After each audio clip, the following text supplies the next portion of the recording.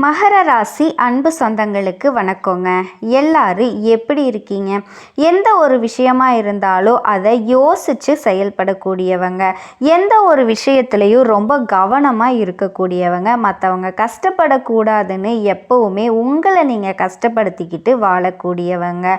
அப்படிப்பட்ட மகர ராசிக்கு இனி வரக்கூடிய நாட்கள் எப்படி இருக்க போகுது அதை தாங்க பார்க்க போகிறோம். அதை பார்க்கறதுக்கு முன்னாடி நம் அப்பன் முருகப்பெருமான மனசார வேண்டிக்கலாங்க.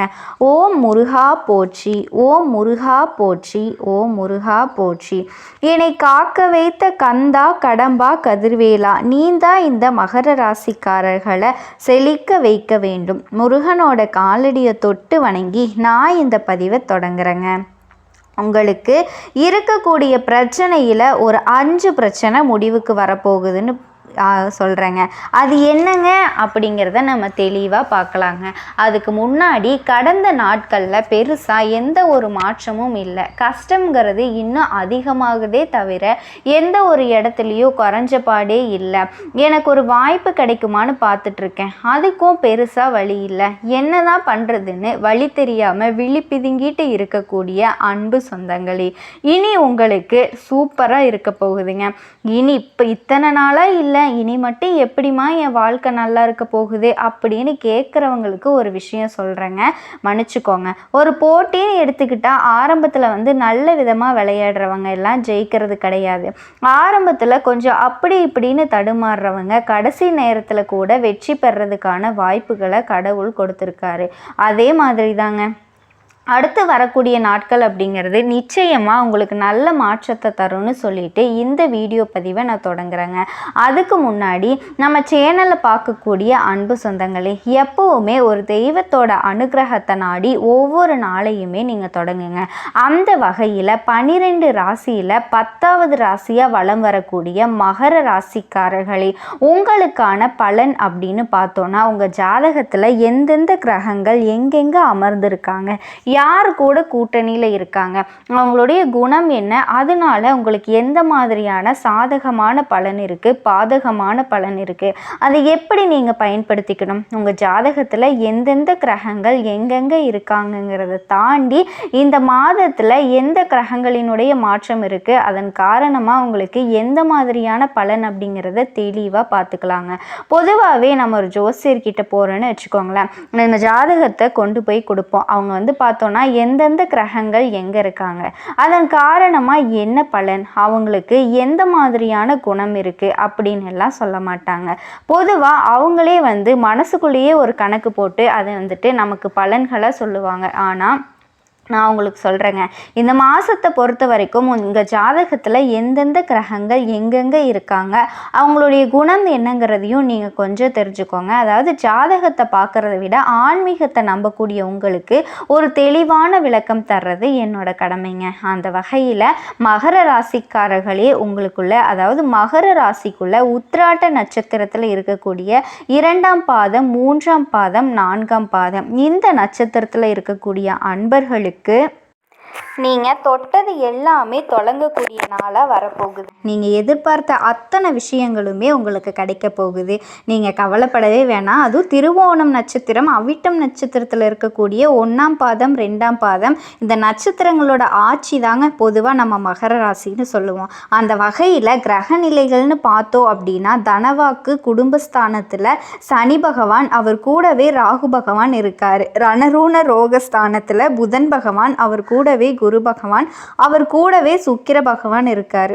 கலத்திரஸ்தானத்துல சூரிய பகவான், அஷ்டமஸ்தானத்துல கேது பகவான், பாக்கியஸ்தானத்துல சந்திர பகவான், அவர் கூடவே செவ்வாய் பகவான், இப்படி கிரக நிலைகள் இருக்காங்க. கிரக மாற்றம் அப்படின்னு பார்த்தோம் அப்படின்னா நீங்கள் எதிர்பார்த்த அளவுக்கு ரொம்பவே அமோகமாக இருக்குங்க. எந்த ஒரு விஷயமா இருந்தாலும் யோசித்து முடிவு பண்ணுங்கள். மற்றவங்களுக்கு உதவி செய்ய போய் எத்தனை நாள் நீங்கள் உபத்தரத்தில் போய் மாட்டிக்கிட்டு இருக்கீங்க. சோறு தண்ணி இல்லாமல் உங்களுடைய வேலையை நீங்கள் கரெக்டாக செய்யாமல் குடும்பத்தில் இருக்கவங்க கிட்ட ஏச்சுக்களும் பேச்சுக்களும் வாங்கி எவ்வளவு அவஸ்தைப்பட்டிருக்கீங்க. முக்கியமாக உடல் உபாதைகளில் எவ்வளவு கஷ்டப்பட்டிருக்கீங்க. இதுக்கு எல்லாமே காரணம் என்ன தெரியுங்களா? உங்களுடைய இலகன மனசு தான். ஸோ அப்போ நான் என்ன பண்ணட்டும் மேடம், யார் வந்து உதவி கேட்டாலும் நான் செய்ய வேண்டாமா அப்படின்னு கேட்டால் அப்படியும் கிடையாதுங்க. உங்களுடைய நல்ல மனசை மற்றவங்க, அதாவது தீயவர்கள் பயன்படுத்திக்கிட்டு இருக்காங்க. அந்த விஷயத்தில் மட்டும் கொஞ்சம் கவனமாக இருந்தீங்க, விழிப்புணர்வோடு இருந்தீங்க அப்படின்னா மகர ராசிக்கு நல்ல காலம் பிறக்குங்க. இதை மட்டும் மாற்றிக்கோங்க. இப்படிப்பட்ட குணநலம் கொண்ட மகர ராசிக்கு அடுத்து வரக்கூடிய நாட்கள் நிச்சயமாக நல்ல மாற்றத்தை கொடுக்க போகுதுங்க. 5 மிகப்பெரிய பிரச்சனைகளுக்கு விடிவு காலம் பிறந்திருக்கு. அது என்னன்னு மனசில் புதுசாக உற்சாகம் உண்டாக போகுதுங்க. மனசில் தன்னம்பிக்கையும் தைரியமும் அதிகரிக்க போகுது. உங்களுடைய முயற்சிகள் எல்லாத்துக்குமே சாதகமான பலன் கிடைக்க போகுது. பணவரவு அப்படிங்கிறது நீங்கள் வந்து போன மாதம் எல்லாம் பிச்சை எடுக்காத குறைய ஒரு கடன்காரங்கிட்ட நின்றுட்டு இருந்தீங்க இல்லையா, அந்த நிலை மாறப்போகுது. பணவரத்தை நீங்கள் எதிர்பார்த்தபடியே கைக்கு வந்து சேரப்போகுதுங்க. உடல் உபாதைகள் அப்படிங்கிறது என்ன சொல்கிறது, சம்பாதிக்கிற பணம் எல்லாம் ஹாஸ்பிட்டலுக்கே செலவு செஞ்சுருப்பீங்க, அந்த நிலை மாறப்போகுது. உடல் ஆரோக்கியத்தில் மாற்றம் பெருக போகுது. அதே நேரத்தில் நீங்கள் உடல் ஆரோக்கியத்தை ரொம்ப ரொம்ப கவனிச்சுக்கணுங்க. அடுத்ததாக செவ்வாய் பகவானினுடைய சஞ்சாரத்தினால கெட்ட கனவுகள் தோன்றலாம் ஒரு சிலருக்கு, ஓகேங்களா. அதை வந்துட்டு பெருசாக கனவு உண்மையாக நடக்க போகுதுன்னு நினச்சிட்டு மனசை குழப்பிக்காதீங்க. அதை விட்டு விலகிறதுக்கு பாருங்கள். உங்ககிட்ட நட்பாக இருந்தவங்க எல்லாமே பிரிஞ்சு போகிறதுக்கு வாய்ப்பு இருக்குது. என்ன காரணம்னா, உங்ககிட்ட இருக்கக்கூடிய நட்பு எல்லாமே பொய்யான நட்பு. அதை வந்து கடவுள் காட்டி கொடுக்க போகிறாரு. இதுதான் முதல் பிரச்சனையே. நல்லவன் யார் கெட்டவன் யார், இந்த நட்பு நமக்கு உண்மையானதான்னு தெரியாமல் கூட அவங்க கூடயே சுற்றி, அதாவது காலை சுற்றின பாம்பு மாதிரி உங்களுடைய வளர்ச்சியை அவங்க கொத்தி கொத்தி எரிச்சிக்கிட்டு இருந்தாங்க. ஸோ அவங்களுடைய பிரிவு உங்களுக்கு நல்ல ஒரு மாற்றத்தை கொடுக்க போகுதுங்க. அடுத்ததாக சுக்கிர பகவானினுடைய சஞ்சாரம் அப்படிங்கிறது உங்களுக்கு நல்ல பலனை கொடுக்க போகுது. கடவுளே எனக்கு நல்லது நடக்காதா அப்படின்னு நினச்சிங்க இல்லையா, அதற்கான ஒரு மாற்றம் தாங்க இது. ரெண்டாவது, உங்களுக்கான பிரச்சனைக்கான தீர்வாக இருக்க போகுது. அடுத்ததாக தொழிலில் வியாபாரத்தில் நல்ல லாபம் ஈட்ட போகிறீங்க. கடனை வாங்கி தொழில் ஆரம்பிச்சிருக்கேன், ஒரு நல்ல காலம் பிறக்காத, பெருசாக எனக்கு எந்த ஒரு லாபமுமே வேண்டாம், ஏதோ நான் வந்துட்டு அரை வயிற்று கஞ்சிக்காவது என்னோட தொழிலை வந்துட்டு வளம்படுத்தி கொடு அப்படின்னு கேட்டிங்க இல்லையா, அதற்கும் வந்து ஒரு விடிவு காலமாக இருக்க போகுது. நீங்கள் எதிர்பார்த்த பணம் உங்கள் கைக்கு வந்து சேரும். கடன் பிரச்சனைகள் எல்லாமே கட்டுக்குள்ளே இருக்க போகுது. உத்தியோக பணிகளில் இருந்து வந்த மகர ராசிக்காரர்களுக்கு வீண் அலைச்சல்களும் மேலதிகாரிகள் எல்லாமே வந்துட்டு ரொம்ப தொல்லை கொடுத்துட்டு இருந்தாங்க இல்லையா, அந்த நிலைகள் வந்து மாறப்போகுது. இது வந்துட்டு 3வது பிரச்சனைங்க உங்களுக்கு தீர்வாக வரப்போகுது. முக்கியமாக மேலதிகாரிங்க உங்களை அனுசரித்து நடந்துக்குவாங்க. உங்களுடைய திறமைக்கு மதிப்பு கொடுப்பாங்க.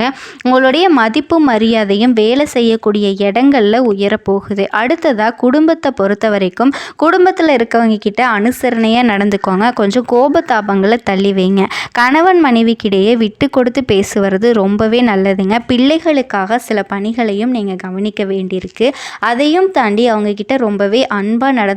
அடுத்ததாக மகர ராசி பெண்களுக்கு நீங்கள் எடுக்கக்கூடிய முயற்சிகளில் சாதகமான பலன் கிடைக்கும். உடல் ஆரோக்கியத்தை மட்டும் கொஞ்சம் கவனமாக பார்த்துக்கோங்க. உங்களை பொறுத்த வரைக்கும் பணவரத்து அப்படிங்கிறது திருப்திகரியாக இருக்குங்க. அடுத்ததாக கலைத்துறையில் இருக்கக்கூடிய அன்பர்களை பொறுத்த வரைக்கும் உங்களுடைய புதிய முயற்சிகளை தள்ளி போடுறது ரொம்பவே நல்லதுங்க. கொஞ்சம் கால கனியட்டும் பார்த்துக்கோங்க. அன்றாட வேலைகளை மட்டும் கரெக்டாக பார்த்துக்கோங்க. வீண் அலைச்சல்களும் காரிய தாமதமும் ஏற்படலாம், அதில் கவனம் தேவை. கலைத்துறையில் இருக்கக்கூடியவங்களுக்கு மட்டும் இல்லைங்க, எல்லா விஷயத்துலேயும் கொஞ்சம் கவனமாக இருங்க. அடுத்ததாக அரசியல் துறையில் இருக்கக்கூடியவங்களுக்கு பல தடைகளை தாண்டி வர வேண்டியது இருக்குங்க. நீங்கள் எதிர்பார்த்த லாபமும் வரும், உங்களுடைய செயல்திறமையும் வெளிப்பட போகுது. மேலிடத்தில் உங்களுடைய மதிப்பும் மரியாதையும் உயரப்போகுது. ஒரு சிலருக்கு பதவி உயர்வுகள் எல்லாம் தேடி வருமாங்க. ஆக மொத்தத்தில் அரசியலில் இருக்கவங்க சுதந்திரமாக செயல்படுறதுக்கான வாய்ப்பு கிடைக்க போகுது. வரவேண்டிய பணமும் உங்கள் கைக்கு வந்து சேரும்.